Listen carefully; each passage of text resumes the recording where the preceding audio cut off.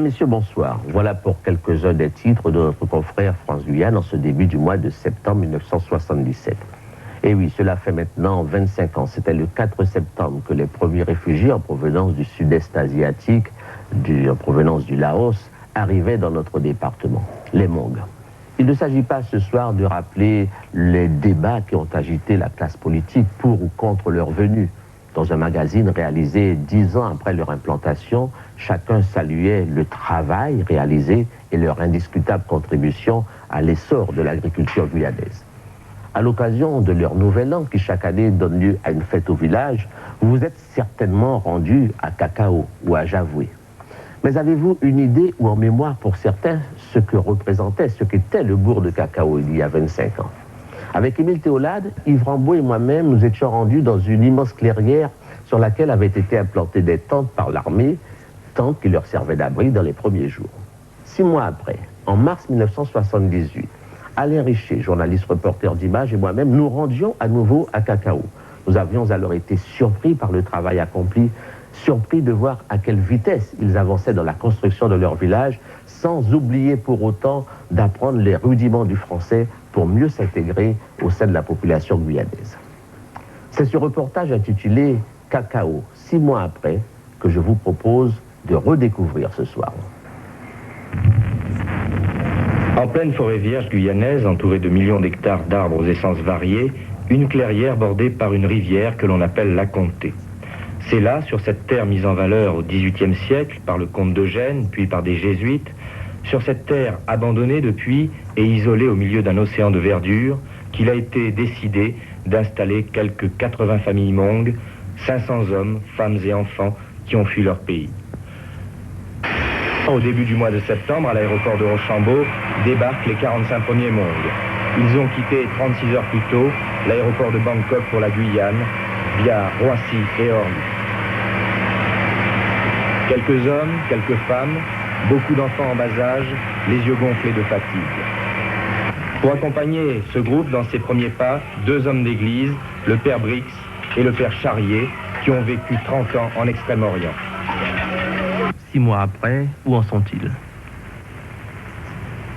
Il semble qu'il faudrait d'abord, pour pouvoir bien répondre à cette question, penser d'abord aux problèmes affectifs de ce peuple, de ces gens, ne manquant de choses simplement secondaires, ayant l'essentiel.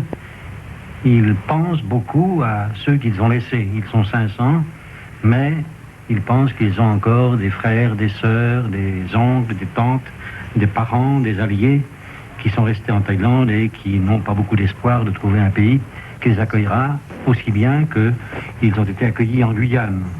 Par conséquent, malgré leur satisfaction d'être ici, d'avoir un travail à faire, d'avoir une terre qu'ils vont pouvoir travailler, ils pensent beaucoup à ceux qu'ils ont laissés derrière eux. Jean-I, toi, Jean-A, Jean-P, Jean-Plan, Jean-Chi. Cacao, un soir du mois d'avril, le chef du village Hmong fait le bilan de la journée écoulée et répartit les tâches du lendemain. Sont présents à cette réunion tous les hommes du village et en particulier les chefs de famille. Chacun d'entre eux se voit confier une mission à exécuter demain. Une équipe au déforestage, une autre sur les terrains de culture, une troisième va poursuivre la construction des maisons non terminées. On discute, on évoque les difficultés rencontrées durant la matinée. La réunion va se poursuivre jusqu'à une heure avancée de la nuit.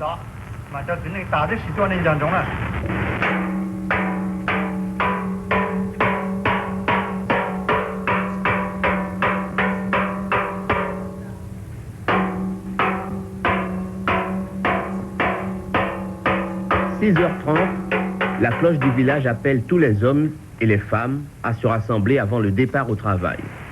En fait, dans les maisons, les familles sont déjà levées. Ce matin-là, avant que les différentes équipes ne se dispersent, il faut réaliser une mission d'intérêt général. Surélever un abri déjà construit, tous les hommes du village s'y attellent.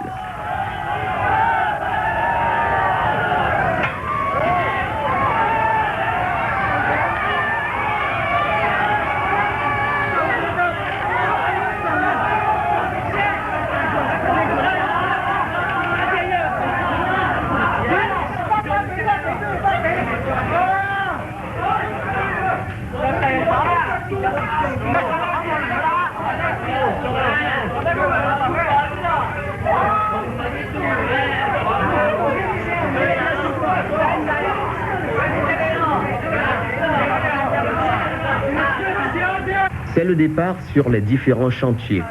Les hommes et les femmes les plus vigoureux prennent le chemin de la forêt environnante. Ces images permettent de constater que certains ont déjà abandonné le kimono traditionnel.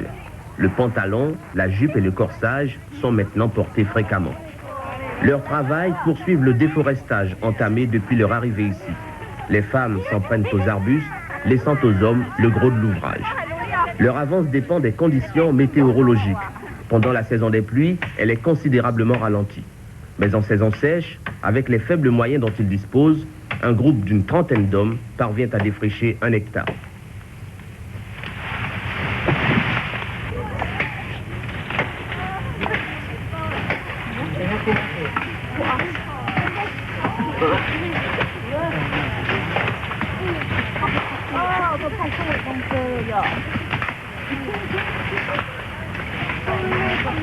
Et en Brix, à votre avis, qu'est-ce qui a été pour eux le plus difficile ou qu'est-ce qui reste le plus difficile à réaliser? Ce qui a été le plus difficile jusqu'ici à faire, c'était le voyage et l'acclimatation. Bon, ça s'est bien passé jusqu'ici grâce à l'aide quand même. Ces gens-là ont été aidés, c'est indéniable, et largement aidés. Il y a eu aussi beaucoup de sympathie autour d'eux, ils l'ont senti. Ils l'ont senti et ça aide énormément à supporter l'exil. La mentalité de l'exilé n'est pas toujours... c'est quelque chose de difficile, il faut y avoir passé pour savoir ce que c'est.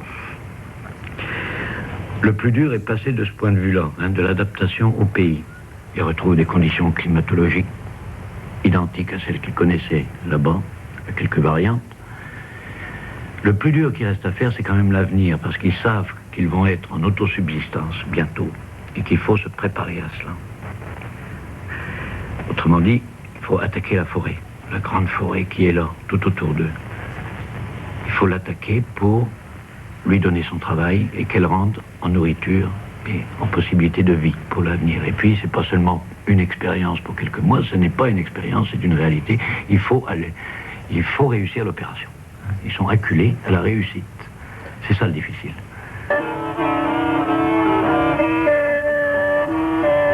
Le village de Cacao, où vivent les quelques 516 réfugiés laotiens, s'étend aujourd'hui sur 6 hectares. À leur arrivée ici, au début du mois de septembre, le premier groupe de Hmong n'avait trouvé que quelques vastes abris dans lesquels ils ont vécu en communauté. Le temps de construire leur propre demeure, aujourd'hui c'est pratiquement chose faite, le village compte une centaine de maisons, chaque famille a son habitation personnelle, plus ou moins grande selon son importance. Leur installation, les menus objets dont ils ont besoin, leur ravitaillement, la semi-remorque dont ils disposent, tout cela est acquis grâce aux frais d'hébergement dont ils bénéficieront jusqu'en 1979 et qui est de 40 francs par personne et par jour. Ils bénéficient aussi de l'aide du Comité national d'entraide, mais bien des choses sont fabriquées sur place. Leur outil de travail par exemple, les sabres, les serpes et les faucilles, forgés dans le village même avec du matériel de fortune. Un soufflet par exemple qui ressemble plus à une énorme pompe à bicyclette.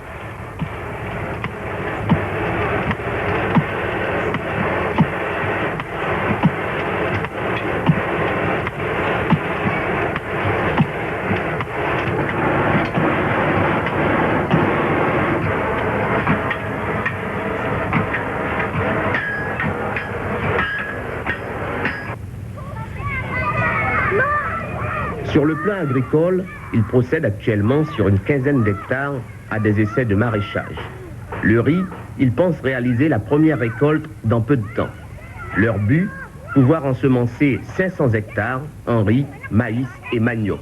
Des cultures dont les récoltes permettront d'envisager le développement de l'élevage.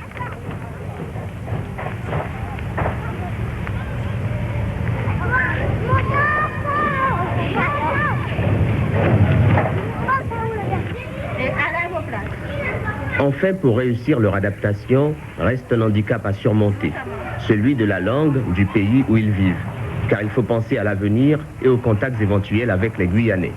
Alors on apprend le français. La tâche de formation semble plus facile pour les 2 religieuses de Saint-Paul qui ont pris en main les tout jeunes du village. Le petit bonhomme, c'est marrant pour qui c'est non. Le dé qui montre le chemin et le 50 doigts de ma main. Entre le dé et l'annulette, le manger, pareil, un rafet. L'annulette, porte un anneau avec le quai qui fait le bout. Le ministre fume auriculaire, marche à côté de l'annulaire. Regardez mes doigts travailler, chacun fait son petit métier.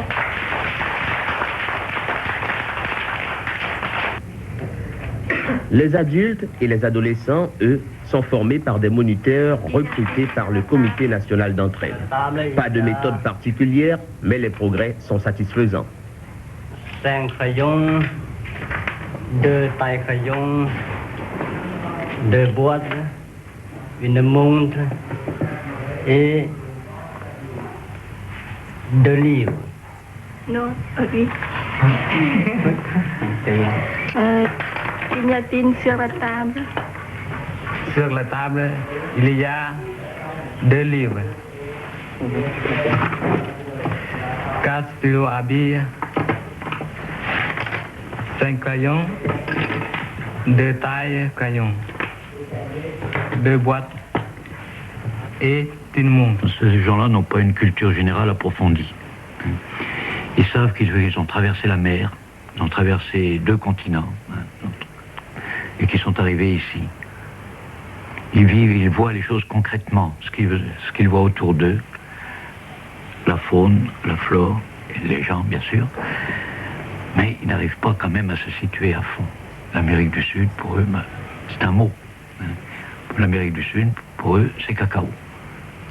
C'est la forêt, c'est la comté, c'est l'Oyac, ici.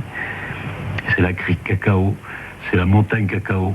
Derrière, il y a la route qui mène à Cayenne, et c'est tout. Une trentaine d'années en Extrême-Orient, vous les connaissez. Aux adultes qui se trouvent ici, on leur apprend les rudiments de la langue française pour qu'ils puissent échanger des propos. Aux jeunes, on leur apprend à parler. Alors, est-ce que vous ne craignez pas que plus tard, ces jeunes refusent un peu, je vais peut-être employer un mot fort, une certaine assimilation? Je ne pense pas. Je ne pense pas parce que ils ont, les jeunes, autant que les personnes plus âgées, ont envie vraiment d'apprendre le français parce qu'ils savent que la France est responsable de leur libération. Quand je dis libération, c'est pas dans le sens dialectique marxiste du mot, mais leur libération de l'oppression de l'autre côté. Et ils veulent connaître la langue du pays qui les reçoit et ils veulent apprendre le français du pays qui les a aidés à se sortir du trou. Alors, plus tard, qu'est-ce que ça deviendra? Ça, je crois que vous pourrez répondre aussi bien que moi, parce que vraiment, on n'en sait rien. Tout dépend de l'évolution des choses au point de vue politique, économique, etc. Ça, nous ne sommes pas capables, il faut reconnaître franchement, nous ne sommes pas capables de dire qu'est-ce que sera l'avenir pour eux.